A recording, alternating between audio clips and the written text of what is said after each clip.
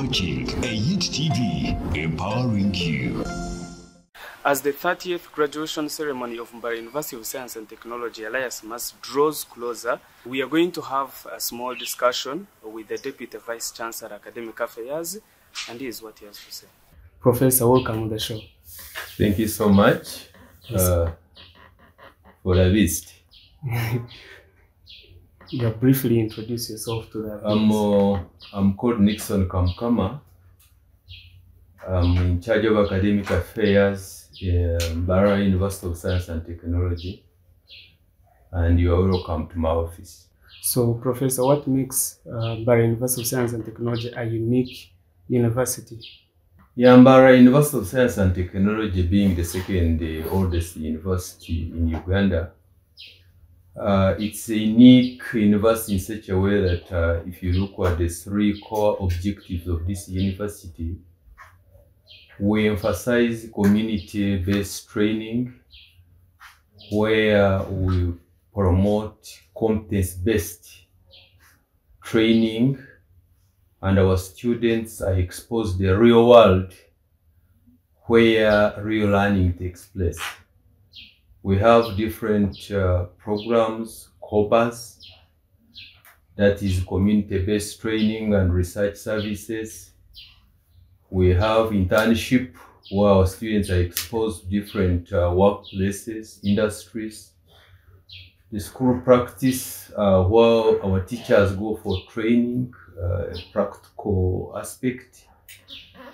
And then the twinning project, where our students from Faculty of Interdisciplinary Studies, where they are regularly exposed with practitioners, farmers, and so on, so that the skills acquired will help them to address the societal challenges. That's what makes us unique. And secondly, when you look at MUST, we emphasize then on the numbers. We are more of quality than quantity.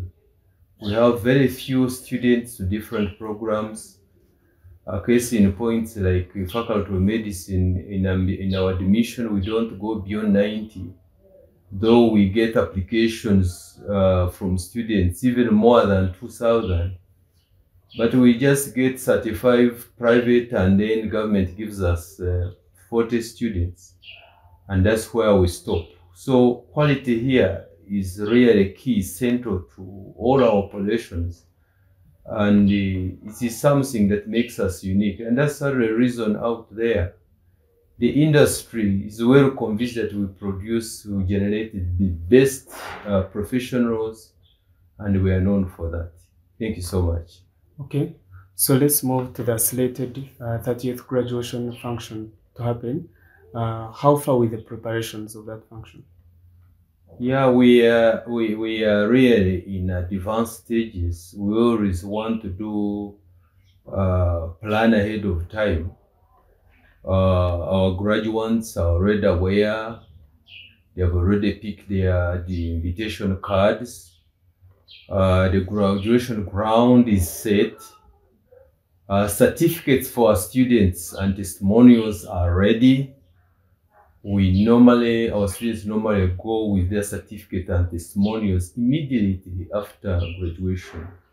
So we've taken charge. We are ahead of course, we've gone ahead to make all arrangements to ensure that our graduation, our 30th graduation, succeeds, and we don't see any hiccups that are likely to affect this function. All invited guests, of course, they are all aware, they are ready to participate and support us this graduation function. So what makes it unique this year? Yeah, probably what I can say is that previously we were affected by, of course, the COVID-19 issues. We've been, of course, clash programs, managing the crisis. But this time we are more organized than ever before. And we've really planned it early enough. It is a function that is going to attract key people. And of course, because of the free movements and so on.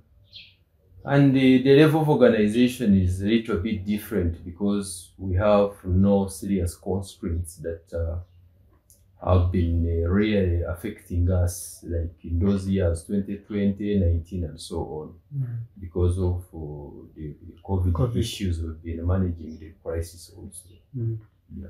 Okay, so in terms of numbers, how many students are graduating?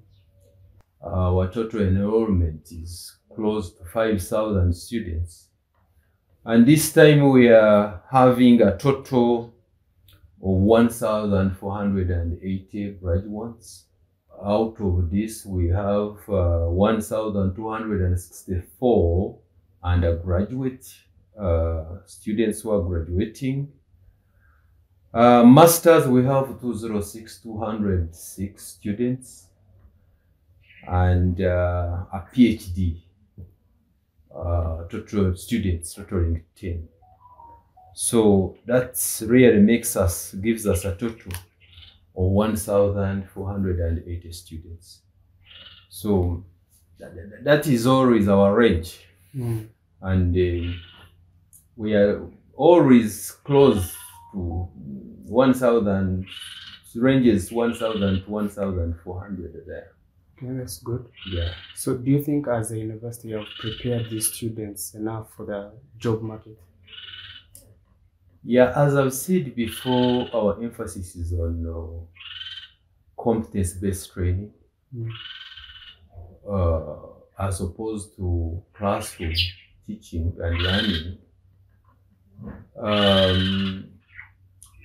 The skills, upskilling and reskilling, our emphasis. The majority really, the fact that they have been exposed, they have been working in the real world, they are already prepared. They know what to do. There is nothing that is going to, of course, deter them from doing the work out there. After all, they've been doing it.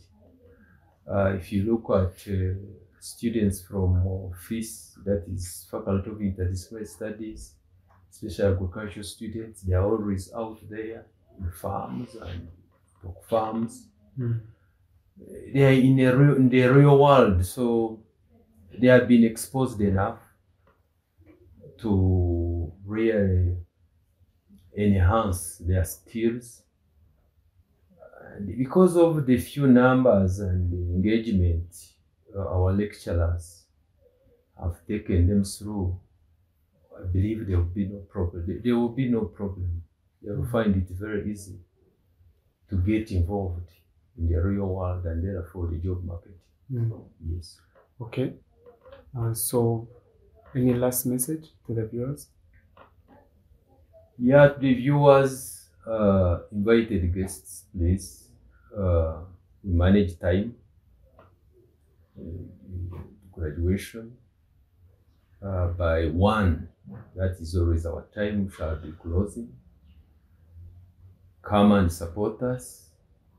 Come and be part of Mbarara University of Science and Technology. And to the parents, it's the beginning, because we want to appreciate you for giving us your children, for supporting the children. We also want to call upon you to give them a chance as they prepare for the next phase. Some need support, and those who can support them, give them financial support so that they can start some businesses, because jobs out there are limited. They still need support. Don't give up. And to our graduates, don't despise any job. Be ready to start small.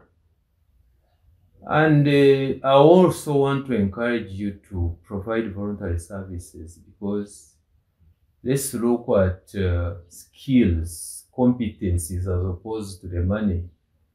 Because when you you volunteer and provide those services, you are gaining skills. If you are given that opportunity, please provide those skills. But while you are there, let your presence be felt. Because if your presence is felt, in case you are not there, definitely they will look for you. And that is the shortcut, the best way you can be employed and absorbed in the job market. Professor, thank you so much for being with us on the show. Thank you so much, EYIT TV. We appreciate your services. Keep it up and continue serving humanity. And we pray that you also move beyond Mbarara and Uganda so that people should appreciate your presence and your services. I encourage you to be the tallest tree in the forest. Thank you so much. Succeed. You must. Sure, we will. Yes. Well, I was speaking to Professor Nixon Kamukama, who is the Deputy Vice Chancellor of Mbarara University of Science and Technology. That was it on Prime Talks. Let's meet again. You're watching EYIT TV, empowering you.